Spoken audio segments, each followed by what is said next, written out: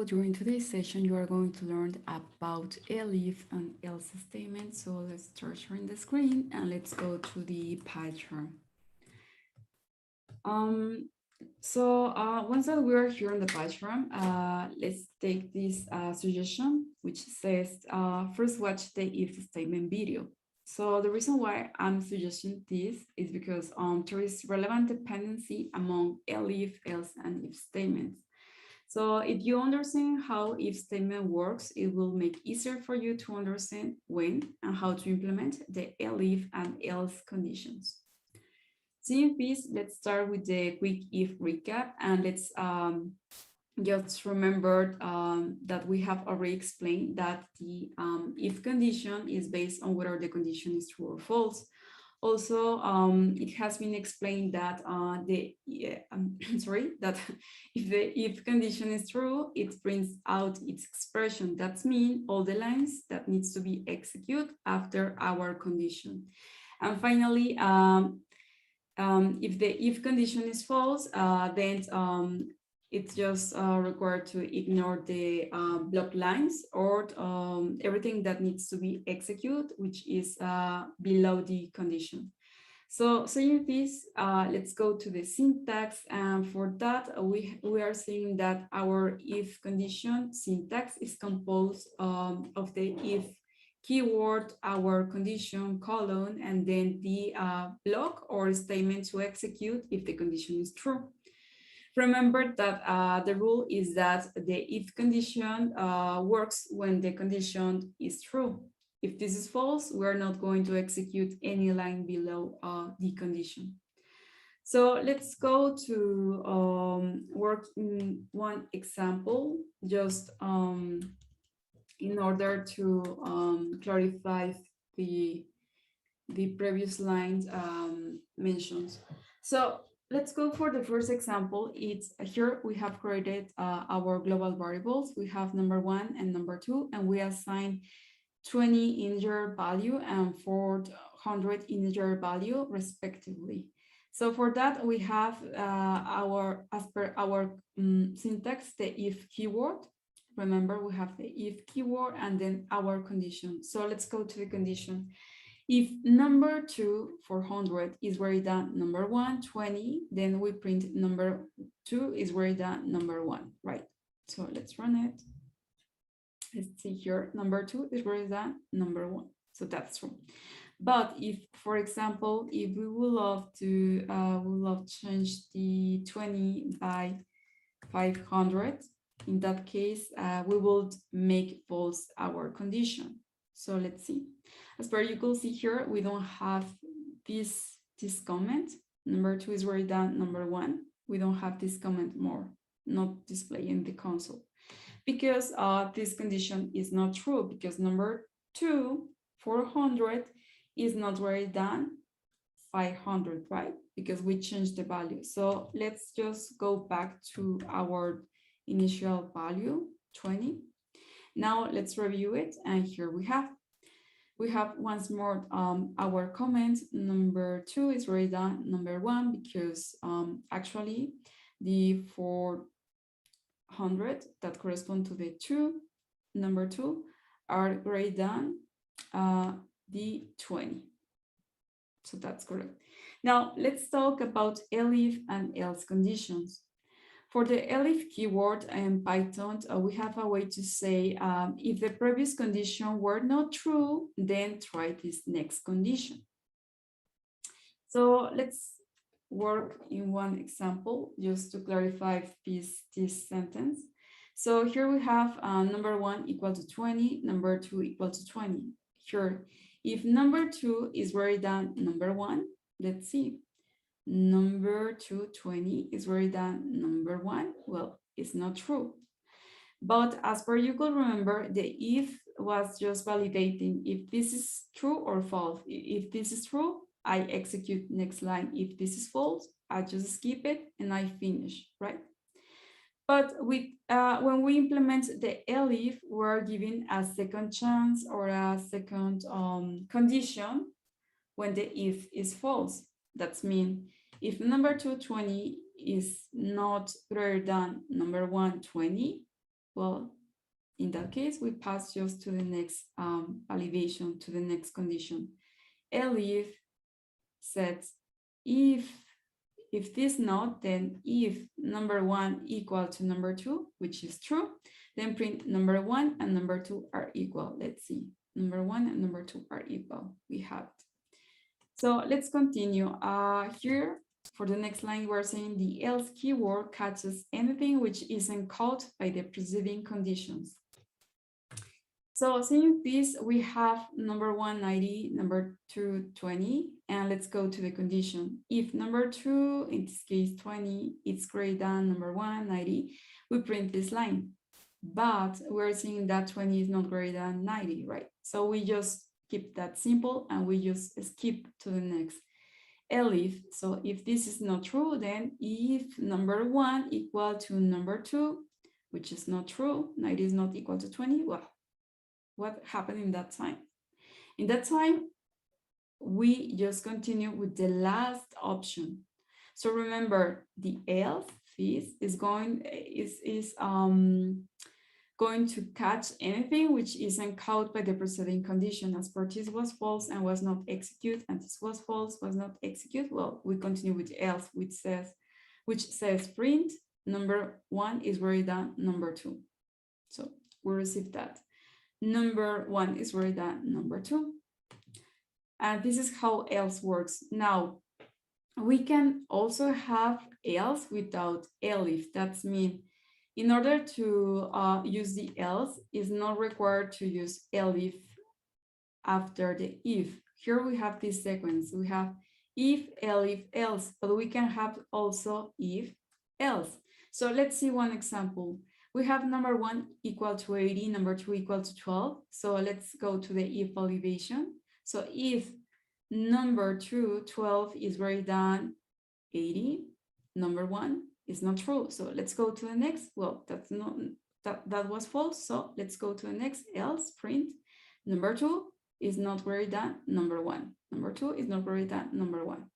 So saying this, let's go to one shorthand if, which is a shorter way to use of our if condition. And it says, if we have only one statement to execute, we can put it on the same line as the if statement. So what it says is that instead to use one line to type our condition, use colon, and then use other line to type our print, let's just keep everything in one line. So here we have, if number 1 is greater than number 2, well, in that case, just print number 1 is greater than number 2. And here we have number 1 is greater than number 2. Now let's see one shorthand for the if-else statement. For that, we have the next line. If we have only one statement to execute, one for if and one for else, we can put it all on the same line. So once more, we're going to reduce the lines that we can't use just in order to type the if, but in this case, it's the if and the else. So let's go with our number 1 variables equal to 2, number 2 equal to 330. So let's start. As per you can see here, we start with the printing this time. So print one number string. If number 1, if 2 is greater than number 2, 330, which is not true, else print 2. So due to the same, we should see printed or displayed in the console the number 2. Here we have. Now let's go to the ternary operators or conditional expressions. For that, we have that we can also have multiple else statements on the same line. Once more, we are going to try to use the minimum lines to work with our conditions. So we have number 1 equal to 330 and number 2, the same integer value 330. For that, we are starting with print one number. If number 1, 330, it's bigger than number 2, 330. Else print equal if number 1 equal to number 2. Here we have. number 1, 330, and number 2, 330. So this is the true. And the last set, else, if this was false and this was false, well, the last condition will be else, print true. So we are going to reflect this, the equal, because the equal was the one, the else, that covered or make true this condition, because these two numbers are equal, right? Once more, remember, we start with the print, and then we said that we are going to print this, but just if this number is bigger or is greater than this number, else we print this equal, but just if number 1 is equal to number 2, else print 2. That's why we print equal. Those are equals. Now, we are going to talk about the AND operator. So the AND keyword is a logical operator and is used to combine conditional statements. So for this, we have that we're going to test if number 1 is greater than number 2, and if number 3 is greater than number 1. Let's start with the variables. We have variable 1, 200, variable 2, or number 2 equal to 33, and variable 3, number 3 equal to 400. For that, let's start with the evaluation. We have if condition, if number 1, 200 is greater than number 2, 33, that's true. If and number 3, it's 400 is greater than number 1, it's 200. That's sorry, my cat distracted. If number 3 is 400 is greater than number 1, in this case 200, that's true too, then we print both conditions are true. So remember the rule to make work this condition when we use the AND operator is that to make true the whole condition is required that this first validation will be correct and this validation will be correct. So this is correct and this is correct. So we print both conditions are true. Both conditions are true. Now let's continue with other operator. In this case, we're going to talk about the OR. So the OR keyword is a logical operator and is used to combine conditional statements. So saying this, we have the next example that says that is required to test if number 1 is greater than number 2, or if number 1 is greater than number 3. So for that, we have the 3 variables. The first is equal to 200, number 2 equal to 33, and number 3 equal to 500. So let's start. If number 1, 200 is greater than number 2, 33, that's true. Or number 1, 200 is greater than number 3, 500. Well, that's not true, that is false. Then we print that. So if you can see the difference with AND, we require that both conditions or subconditions will be true. Both conditions are true. But for that, if we have just one as true, because this is true, but this is false. If we have just one, with that is more than enough to print the line or execute the code. So for that reason, we will see display at least one of the conditions is true. At least one of the conditions is true, because we have or this. And remember, for this, it needs to be this and this. Okay. So let's continue with other topic called nested if. So for that, we have that we can have if statements inside the if statements, and this is called nested if statements. So let's see one example. We have our global variable, the a equal to 41 integer value. So if a 41 is greater than 20, we print above 10, right? This is true.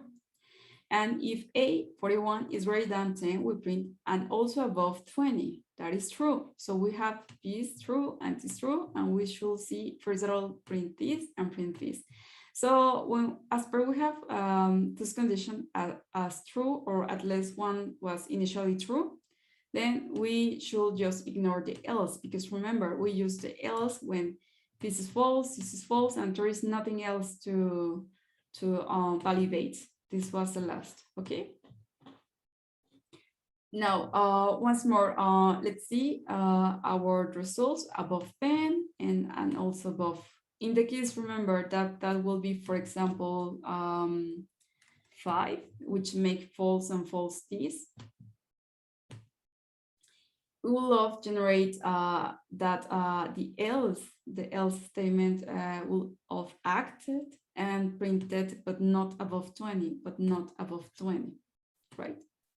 So let's just keep as per we have it, 41, and let's run it. And keep our nested if, because we execute this true, and this is it. So we have above 10 and also above 20. So let's just finalize with the last statement. This is called the pass statement. And for that, we have that if statements cannot be, if statements cannot be empty, that means those kind of if and the condition cannot be empty. When we say that it's empty, that means that, for example, here, this is not empty because we have if, we have our condition, and then we have our block or line. We have block and we have block, right? But in this case, we're saying that this is empty because here, for example, we have if keyword, we have our condition, but we don't have nothing here below this, okay? So let's continue. So the if statements cannot be empty, but if you for some reason have an if statement without no content, put it on pass statements to avoid getting an error. That means if we use this statement, the pass statement, we're going to avoid to generate any error. So as per you can see, if number 2, 20 equal to number 1, 20, that's true, then we should do something here, right? But as per, for example, I really don't know what's going to happen after we confirm that that condition is true. Well, I just type pass. Let's just remove the pass to confirm what could happen if we will have left just empty. As where you can see here, we will receive that kind of error, which says indentation error, expected and indented block. See? So let's type once more pass. And as per you can see here, we have just catch that error or remove that error or avoid that error.